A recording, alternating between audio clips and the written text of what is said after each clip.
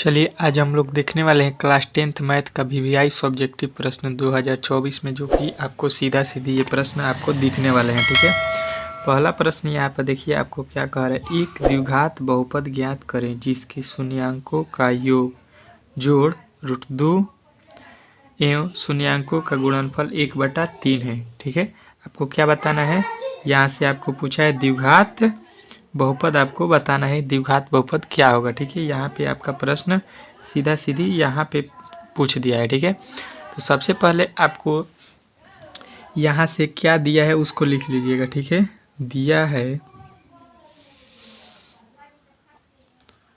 शून्यांकों का योग। ठीक है, शून्यांक हम लोग मान लेते हैं कि अल्फा और बीटा है, तो इसका योग मतलब जोड़, इसका जोड़ दिया है कितना, √2। उसके बाद से शून्यांकों का गुणनफल शून्यांक मान लीजिए अल्फा बीटा है, तो इसका जब हम लोग गुणनफल करेंगे तो अल्फा गुणे बीटा, अल्फा इंटू बीटा बराबर कितना दिया है, 1/√3। ठीक है, अब देखिए यहाँ से अब आपको क्या निकालना है, 9। अब द्विघात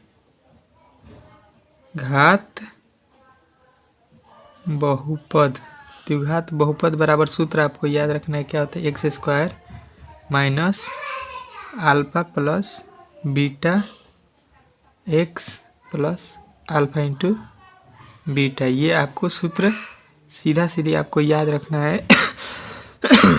क्या होता है, इसको मैं पोस्ट में कर देता हूँ हाईलाइट, ताकि आपको सीधा सीधा लग जाए। द्विघात बहुपद का सूत्र अब आपको याद रखना है।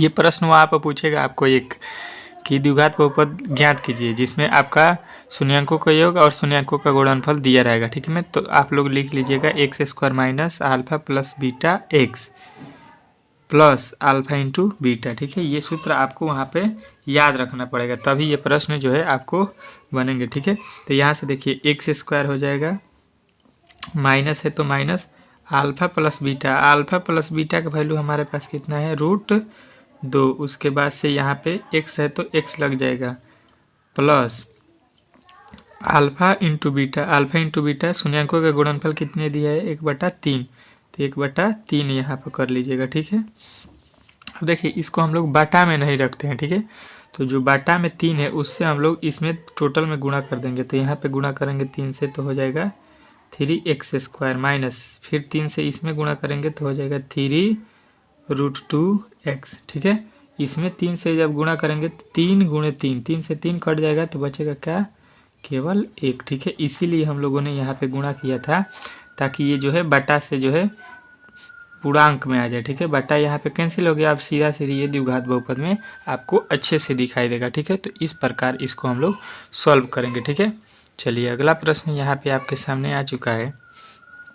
दूसरा प्रश्न क्या कह रहा है, यदि अल्फा और बीटा बहुपद fx इतना के शून्यांक हैं तो alpha plus beta minus alpha into beta का मान ज्ञात करें। ठीक है, तो सबसे पहले इसको सॉल्व करने से पहले आप लोगों को यहाँ पे क्या क्या दिया है उसको लिख लीजिएगा। ठीक है, लिखिएगा दिया है। ठीक है, इसमें क्या दिया है, x² के आगे होता है a, तो यहाँ पे a बराबर दिया है 1। ठीक है, इसके आगे कुछ नहीं है तो 1 है। ठीक है, उसके बाद से दिया है b बराबर क्या है, x के आगे क्या है तो -2। उसके बाद से c बराबर कितना दिया है, -8। c बराबर कितना दिया है, -8। ठीक है, c बराबर आपके सामने आ चुका है -8। ठीक है, अब यहाँ से आपको क्या करना है, अब यहाँ से आपको निकालना है किसका मान, alpha plus beta into alpha minus beta का मान। तो सबसे पहले यहाँ से लिखिए 9, मतलब अब alpha plus beta minus alpha into beta, इसी का मान निकालना है। तो अल्फा प्लस बीटा का वैल्यू क्या होता है, -b/a minus alpha into beta का मान होता है c/a। ठीक है, अब बैठा दीजिए, b का वैल्यू कितना दिया है, -2, यहाँ पे माइनस है, फिर b की जगह पे हम लोग -2 रखेंगे, बटा a का वैल्यू कितना है 1, माइनस c का वैल्यू कितना है -8, -8/1, ठीक है। तो यहाँ पे माइनस माइनस प्लस 2 हो जाएगा। यहाँ पे देखिए माइनस और माइनस कितना हो जाएगा, माइनस माइनस कितना हो जाएगा +8। बाटा का नीचे 1 नहीं लिखते हैं, ठीक है, ये 1 लिखने से कोई फ़ायदा नहीं है, ठीक है। तो 8 और 2 मिल के कितना हो जाएगा आपका 10 जो है राइट आंसर हो जाएगा, ठीक है। इस प्रकार आपको बनाना था, ठीक है। आशा करता हूँ कि ये आपको अच्छे से समझ में आ गया होगा, ठीक है। आपको इसमें केवल याद रखना है कि अल्फ़ा प्लस बीटा का वैल्यू होता है -b/a और अल्फ़ा इंटू बीटा का वैल्यू होता है c/a, जो कि इसमें से आपको देखकर यहाँ से a b c का वैल्यू पुट कर देना है, ठीक है, मतलब रख देना है। यहाँ पे x² के आगे होता है a, x के आगे होता है b और ये लास्ट वाला c का वैल्यू होता है, ठीक है। इतना तो आप लोग जानते होंगे, ठीक है। चलिए अगला प्रश्न देखिए, मोस्ट VVI प्रश्न है ये आपके लिए। तीसरा प्रश्न कह रहा है, यदि AP का 7वां पद -4 है, ठीक है, यहाँ पे 7वां पद क्या दिया है -4 और 13वां पद -16 है, तो श्रेणी समांतर श्रेणी ज्ञात करना है, ठीक है। AP मतलब ज्ञात करना है, ठीक है। तो सबसे पहले यहाँ पे लिखिएगा क्या चीज़ कि 7वां पद इक्वल टू -4, ठीक है। तो यहाँ से 7वां पद जब AP निकालिएगा TN के सूत्र से, तो 7वां पद सीधा सीधे आपको याद रखना है a + 6d बराबर हो कितना दिया है -4। 7वां पद को हम लोग लिखते हैं a + 6d। 10वां पद को अगर लिखना होगा तो a + 9d।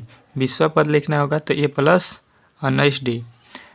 तीसरा पद लिखना होगा तो a + 2d। इस प्रकार हम लोग लिखते हैं, ठीक है। अब इसको मान लीजिए कि समीकरण फर्स्ट। आगे क्या दिया है इसको देखिए, लिख लीजिएगा अगेन। फिर क्या दिया है आपका 13वां पद।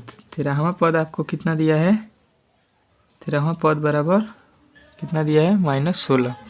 13वां पद होता क्या है, तो अभी हमने बताया 1 कम कर दीजिएगा तो कितना हो जाएगा 12d बराबर -16। ये समीकरण 2 हो जाएगा, ठीक है, ठीक है।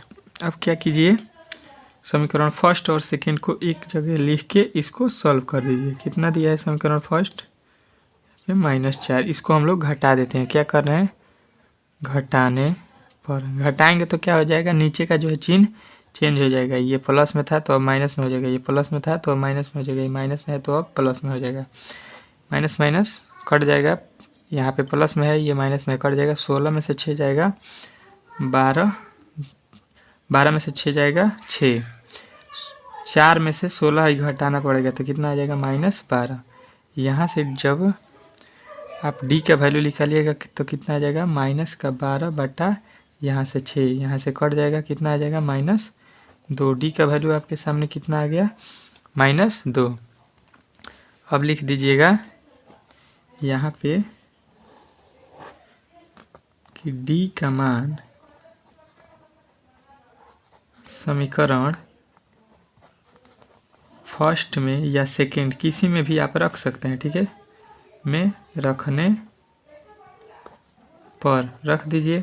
यहाँ पे समीकरण फर्स्ट क्या है, a + 6d बराबर -4। तो यहाँ पे a + 6d का वैल्यू कितना आ गया है -2, तो यहाँ पे -2 रखिएगा बराबर -4। तो यहाँ से a प्लस कितना हो जाएगा 6 दूना का 12 बराबर -4। तो यहाँ से a का वैल्यू निकालिएगा तो -4 इधर है और 12 यहाँ पे माइनस में है तो इस तरफ जाएगा तो प्लस का हो जाएगा 12। तो यहाँ से a बराबर 12 में से -4 घटेगा कितना हो जाएगा 8। यहाँ से a का वैल्यू भी आ गया, ठीक है। तो यहाँ से AP निकालना है आपको। क्या निकालना है, AP का जो है रूप आपको मालूम होगा क्या होगा।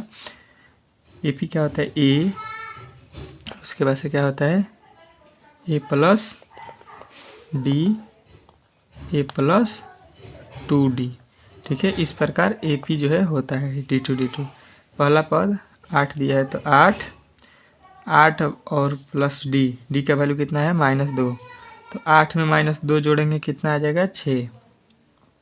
फिर 8 यहाँ पे 2 दूना का -4 हो जाएगा, 8 में से 4 जाएगा 4, ठीक है। तो ये AP का जो है रूप क्या मिलेगा 8 6 4, ठीक है। इस प्रकार ये चलता जाएगा।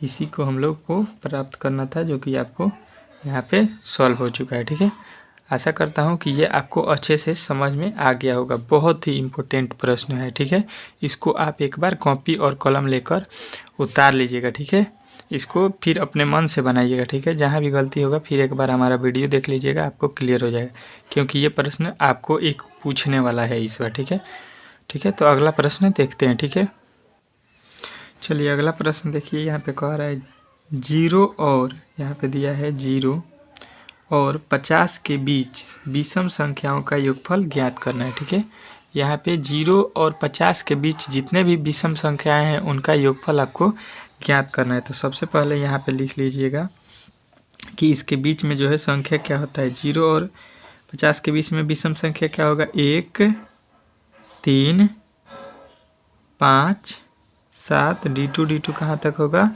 49 तक। ठीक है, तो यहाँ से लेके यहाँ तक कितने संख्या हैं ये हमको नहीं मालूम है, तो सबसे पहले संख्या मालूम करना पड़ेगा। ये लास्ट वाला हमारा नहीं मालूम है, तो ये Tn है। तो यहाँ से Tn का सूत्र लगाएंगे तो क्या होता है, a + n - 1 × d। ठीक है, Tn का वैल्यू यहाँ पर रख देंगे, कितना है 49 बराबर a का वैल्यू कितना है, पहला पद a + n का वैल्यू नहीं मालूम है कितना संख्या है, d का वैल्यू 3 में से 1 गया 2। ठीक है, चलिए यहाँ से अब आप लोगों को निकाल लेना है a + यहाँ से 2 से गुणा करेंगे 2n - 2, 1 में से 2 घटेगा -1 हो जाएगा, यहाँ पे 2n - 1 हो जाएगा। -1 इधर आएगा तो क्या हो जाएगा, प्लस का 1 हो जाएगा। 49 में 1 यहाँ पे माइनस है तो इधर आएगा तो जुड़ जाएगा, तो प्लस के हो जाएगा 50 बराबर इधर हो जाएगा 2n। यहाँ से n का वैल्यू निकालिएगा तो 50 बट्टा में हो जाएगा 2, कट के आ जाएगा 25, यानी टोटल संख्या n की कितना हो गया, तो आपको हो गया 25। ठीक है, अब यहाँ से आपको योगफल का सूत्र लगाना है। ठीक है, योगफल का सूत्र आपको याद रखना है, क्या होता है, Sn बराबर योगफल किसी भी संख्या को आपको जोड़ना होगा। अगर AP में है तो उसका सूत्र लगाते हैं Sn। Sn बराबर होता है n/2 × 2a + n - 1 × d। ठीक है, अब यहाँ से निकाल दीजिए Sn। n का वैल्यू कितना है, 25/2 × 2, a का वैल्यू 1 + n का वैल्यू 25 - 1 × d का वैल्यू 2, बैठा दीजिए, इसी को सॉल्व कर दीजिए। 25/2, 2 एक कम है 2, 25 में से गया 24, 24 दूना 48 हो जाएगा। ठीक है, यहाँ से 25/2, कोष्ट का मतलब होता है गुणा, 2 और 48 कितना हो जाएगा, 50। यहाँ से कट जाएगा, कितना मात्रा में 25, 25 में 25 से गुणा कीजिएगा, कितना आ जाएगा 625। इन सभी विषम संख्याओं को जोड़िएगा तो कितना आ जाएगा 625, जो कि आपका राइट आंसर हो जाएगा। ठीक है, इसको बनाने के लिए सबसे पहले आपको विषम संख्या को लिखना पड़ेगा। 1 से 50, 0 से 50 के बीच में क्या क्या विषम संख्या होता है, इसको लिख लीजिएगा। अब इसको निकालना पड़ेगा कि इसमें टोटल संख्या कितना हुआ है, तो Tn का फार्मूला लगा दीजिएगा, पता चल जाएगा कि n का वैल्यू जो है 25 है, इसमें मतलब 25 संख्या है। तब योगफल का निकालना है आपको, सभी को जोड़ना है इसको। तो सूत्र क्या होता है, Sn बराबर n/2 × 2a + n - 1 × d। इसको जोड़ना है तो यहाँ पे प्लस दे दीजिए, मतलब इसको जोड़ना है, तो सभी को जोड़ेंगे तो कितना आएगा 625। ठीक है, आशा करता हूँ कि ये आपको अच्छे से समझ में आ गया होगा। ठीक है, चलिए